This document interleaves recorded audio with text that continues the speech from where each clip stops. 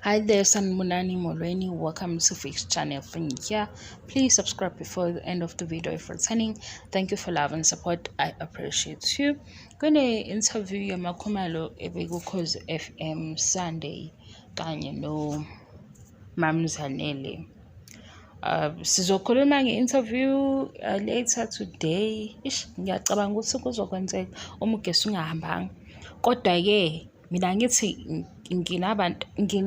masikhuluma njani, nginabantu ababuka Uthando Nes'thembu and banalo mbuzo-ke engazi ukuthi uzovela and futhi into engake ngayisho, kodwa manje mina ngizophendula lo mbuzo mhlawumbe ngendlela engase ibe lula. Hhayi imbono kuyahluka, kusesibadala ukuthi solobu sibanga into eyodwa. Lana-ke kuThando Nes'thembu uMakhumalo lo dead wife ulaphayana kushow Ukhozi FM Sunday. Ngikhuluma nabalandeli Uthando Nes'thembu ukuze niyazi ukuthi le impendulo ebheke kulaba ababuza umbuzo.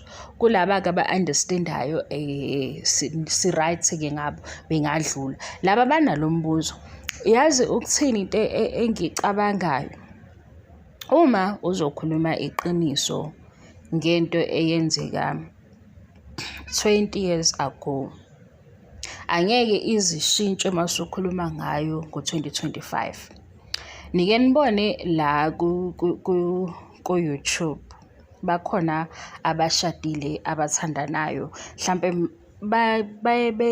bekhulume nabalandeli babo, kube yilento leyo ukuthi abalandeli bafake imibuzo, bebuza ukuthi so nahlangana kuphi, kanjani, your first date kwakunjani, bazokhumbuzana ngoba unyaka abahlangana ngawo bayawazi. Ngesikhathi behlangana babe kuphi, babe se-university, yonke leyo nto. Kungenzeka omunye mhlampe-ke into ye-first date angayikhumbuli kahle, noma omunye athi hawu i-first date yethu kwakunje, mase lo omunye ethi hayi kwakungayona i-proper date, uyabo, kodwa into eyenzeka. Umehluko-ke uma mhlampe ingasili iqiniso, into eyenzeke 20 years ago ngomhla ka-25 June, ngenza i-example, ngiphendula laba bathi hayo lesi story wayishintshe kaningi kangaka, mase-ke ngikuchazela ukuthi nasekugcineni into engiyicabangayo ukuthi why sizoshintsha. Into eyenzeke ngo-2010 June 21, ngikwenzela i-example. Angeke kwenzeke iyenzeka into eyenzeka, yayizwa into engishoyo, eyenzeka ngo-21 June 2010 angeke izishintshe ngo-2023 kube istori esihlukile manje ngoba sekuhambe isikhathi, ngoba leyo nto yenzeka ngalelo langa or ngalowo nyaka. Injalo nje, into yeqiniso. Iqiniso akusiyo into ukuthi mase ukhuluma iqiniso sekumele udifende, yabo lobo ushintshashintsha. Iqiniso nje liba yinto eyodwa esho ngaleso sikhathi. But-ke why kuzokwenzeka kube nesikhathi la ongakhulunywa khona iqiniso, mhlawumbe kube khona isimo esiphoqayo ukuthi singakhuluma iqiniso ngenxa yani? Abantu kunalento abayenzayo. Kuyahluka ukuthi mawuza kubantu ufike was-introduce kanjani, and then abantu bayibamba-ke leyo image yakho, osekuzofanele ukuthi uyi-protect, because abantu bayakwazi ukuthi bekhohlwe yonke enye into oyishilo, bebuke le eyodwa mhlampe iphume eceleni. Okungenzeka ukuthi kwenzeka lapho sowuphoqeka khona ukuthi this part yempilo yakho ugcine uyisigcinile, especially uma ukuthi uyi-public figure. Ngizokuyenza i-example ngobani? Yabo nje labantu ababuza lo mbuzo, abantu ababuze lo mbuzo ibona kuphela bazoyi-understand lento engiyikhulumayo. Laba abanye abeza ngomoya we-fan base mhlampe abangafuni ukuthi kube sengathi siyacabanga, yibo-ke laba bazola asingaba-mind-ke. Mina ngizama ukuthi ngiphendule labo. Uyabona, ngizama ukuphendula laba banombuzo. Uyabona uXolani lo owenza ishow ethi Sizokuthola, wenza umsebenzi omkhulu, but bakhona abantu abebefuna ichashazi.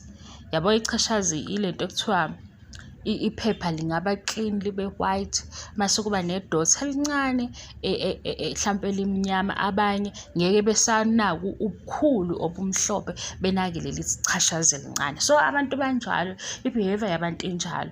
Kungcono uma mhlampe isitori sakho uzos-owner ekuqaleni, yabo. Uma kuzothi nje ufika uvele uthi gqi, ube honest ekuqaleni, bekuthathe lokho. But manje mase ube nendlela yokuthi ilona umuntu enguyena, and then mase kuba khona into evilayo ukuthi wena wayenza years back, sebeyofuna ukukudraga abantu, befuna ukukudraga into eyenziwayo-ke la eSouth Africa bayenzayo nakuma-artists. So yilapho-ke osekusebenza khona into yokuthi maybe lesi story sizwakala kangcono masinje, or maybe sizoba right masinje. Yilana sokuthi kuyaphoqa ukuthi hamba nalesi story eshintshayo ukuze kube khona indawo e-protected, because le ndawo e-protected inkulu. Uyayi-understanda leyo nto? Kufana nani ukubone ama-South African artist, ufike enze kahle, kuthi uma esenze kahle kuvele kuvumbuka amapheji amaningi asefuna ukubhala izinto ezinegative. Mhlampe kuphume nenye into othola ukuthi wayenza kudala. Ngase nje ziningi izinto abantu abazenzayo mabe bancane ziyama-mistake. Abanye bazo-owner iy'story zabo njengoba zinjalo, bebe honest ngazo zonke izinto. Abanye-ke okunye bazokubona mhlampe kusayihlazwana, uyabo. That's why nina abanye vele nifunayo ukuthi kanti kwenzakalani ekuqaleni, anikufuni ngoba kuyinto enifuna ukuthi nje akazi ngachaza ngathini, akusiyo into eniyifuna ngoba like ufuna ukuthi hey sifuna ukumazi kangcono. Ukufuna ngengqondo vele ukuthola ukuthi kahle i-cute story le noma akusiyo i-cute story, uyabo, ihamba lapho. So already umuntu one-strategy nokwazi ukubona imuva nephambili uyabona ubungozi bokuthi ezothi mhlampe ngalo nyaka ngalesi sikhathi ngoba ama-calculator now, uyabo. Isuke-ke ihlale lapho, because vele mayisiphuma abaningi bazovele bethi ya manje-ke ayisaleke i-protected ukuze iqhubeke lenye image i-right, ngoba vele lenye image i-right. Angithi akusile iphutha lokho. Ile nto yokuthi kufana noma uwumzalwane, ngizokwenza isibonelo somzalwane ne-traditional healer. Mhlampe sithi-ke at the age of 45 sekuyavela ukuthi uyi-traditional healer, and then kunabanye abantu mhlampe abanesitori esifanayo, banesitori esihlukile ngalowo muntu eno-20. Sekuyenzeka-ke mhlampe-ke nakho sekuyazi ukuthi ubani i-traditional healer siza abantu, kufike lo muntu omazi ena-20 ethi phela lo wayenje enje. Abanye sebezovela bethi iyamanga yonke lento.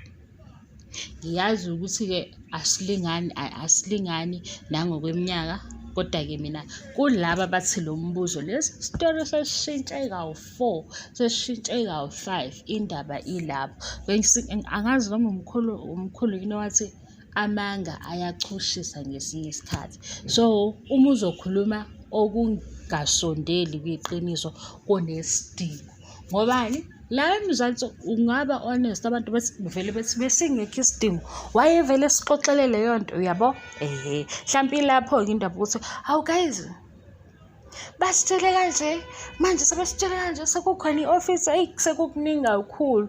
Yabo, kungcono kusale ngokuthi abantu belokhu bethi kukuningi kodwa iqiniso bengalazi, because mhlawumbe ukwazi iqiniso elingabanga lula ukuthi kuphume eqaleni.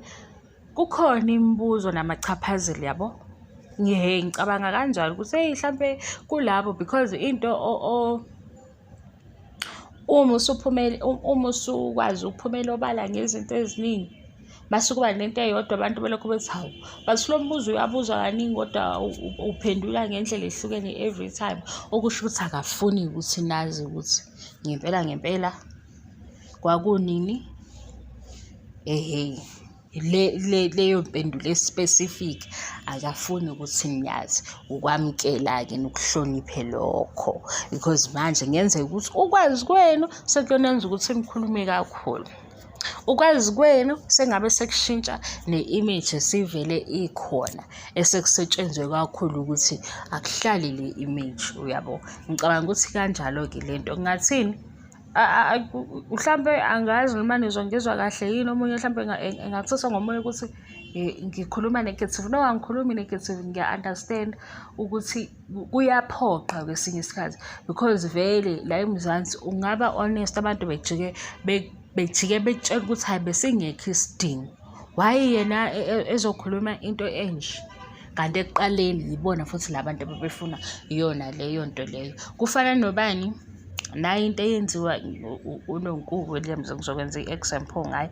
Kunento ayisho kwi-RShowD ngaze ngathi hayibo, kodwa phela umama uney'ngane, why eseshera into ey'ningi kangaka isidingo?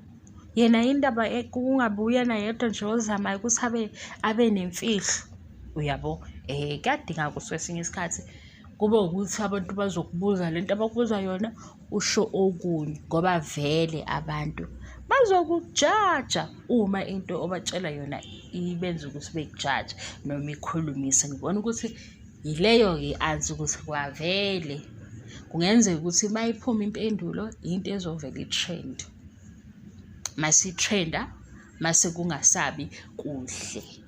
So manje ukuze okuhle kuhlale kukuhle, akuqhutsheke ngazo indaba ey'shintshashintshayo, sithi hawu kancane kusale kuwe kusulobuke nawe wenza ama-assumptions akho ukuthi hey maybe, uyabo.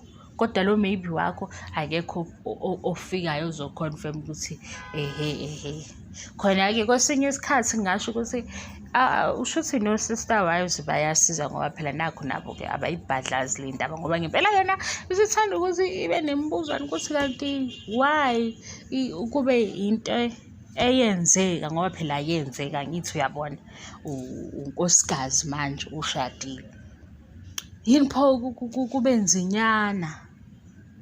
Hey, mina kuzokhuluma isiZulu esingekho, yini kube engathi akukho lula ukusho ukuthi actually sahlangana ngalesi sikhathi qaba kanje nabantu bakholwa, hhayi ukuthi abantu njalo baneqiniso ukuthi kwesinye isikhathi kungenzeka ukuthi noma ubani mama uthi uyanaka abantu uma bekhuluma akutshele into like umlalelo umuntu i-hour, kodwa maseqedile ukukhuluma usho ukuthi hhayi-ke inganekwane yaphela kanjalo, ekhuluma i-hour lonke waqeda. Uma ufunda ukulalela, yabo, iyenzeka into enjalo. Sengisho kule part yokuthi hawu guys, kanti bahlangana kanjani, yini le story eshintsha kanjalo, mhlawumbe ikhona indawo kufanele ukuthi i-protect-we because kubalulekile ukuthi i-protect-we, nomndeni-ke nawo uprotect leyo ndawo ebalulekile because mhlampe ukube bekhuluma iqiniso bekuzoba mhlampe nesitori esihlukile. Kanti-ke no-Fix balapha-ke no-YouTube,